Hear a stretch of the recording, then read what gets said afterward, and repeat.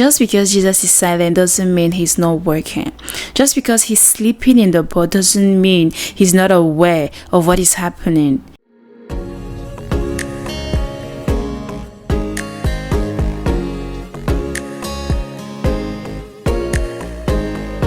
Hi dear child of God, welcome to Soul Talks and welcome to my channel. So my name is Sammy J and I'm trying to impact one life, one video at a time. So my very first question for you today is, have you ever felt like Jesus is silent?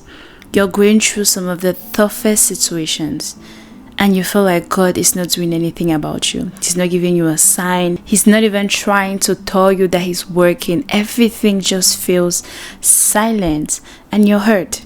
You're confused because you're wondering, God, can't you see what I'm going through? Are you not seeing how I need you to act and to operate in this situation? And why aren't you giving me a sign? Why aren't you saying anything to me? Well, I understand you very well. And I want us to go through this Bible passage so that we can understand more and we can maybe shift our perspective to know that although we may not see God working, he's working behind the scenes. He doesn't need for us to see every move he does. He is still working and he's still with us even through the challenges. So I want us to go to Matthew 8 verses 23 to 27. Here Jesus went into a boat with the disciples and there was a storm that suddenly came on the lake, and the waves swept on the boats and Jesus was sleeping. Can you imagine? There is this chaos happening around Jesus and he's just sleeping, like as if he was in the mountain and in the sky and everything was calm. Through the storm, through the chaos, Jesus was sleeping. So the disciples went and woke him up, saying, Lord, save us, we're going to drown. And he replied, You have little faith, why are you so afraid?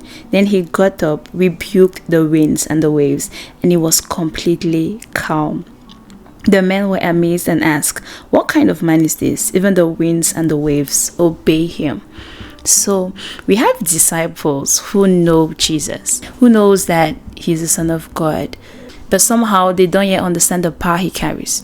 They don't understand the authority he has, and that's why they can still manage to tremble, to be afraid, to be scared in the midst of the chaos, although they have Jesus. So my question for you is, why are you scared when you have Jesus? Why don't you trust him?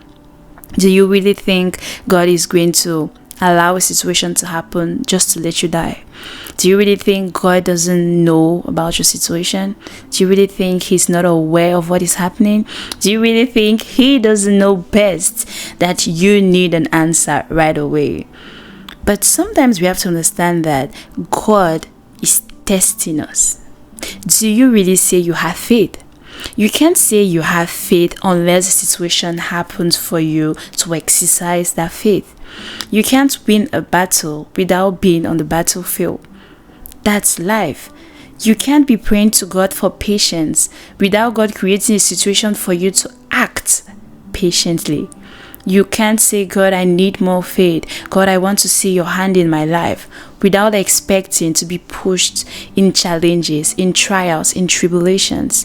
Those situations are what builds your faith.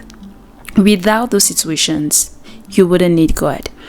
If you didn't go through that, you wouldn't be able to realize that God is by your side. God is with you. God is working in you.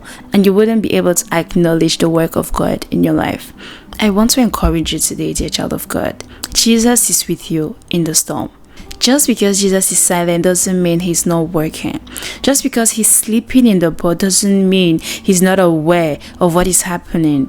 He knows who he is, and he knows that he doesn't need to tremble. He doesn't need to panic about anything because he has God. And if he has God, then God is with him and God will not let him die. So if you have Jesus, then you have God and you know that God will not let you die. I want to encourage you today, build your faith.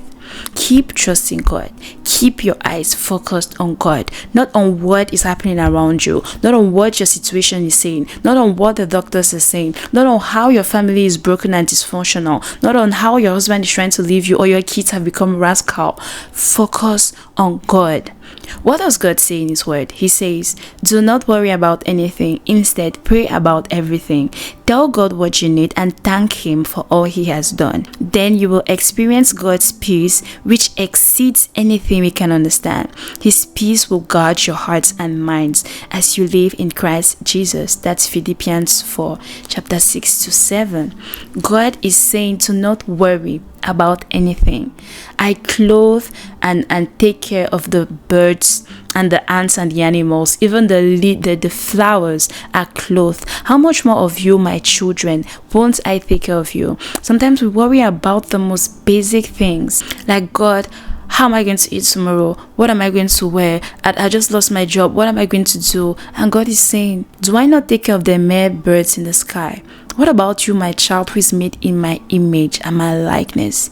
Do you really think I'm not going to stand on my word and provide your every need? Do you really think I'm going to see you suffer and be a proud God?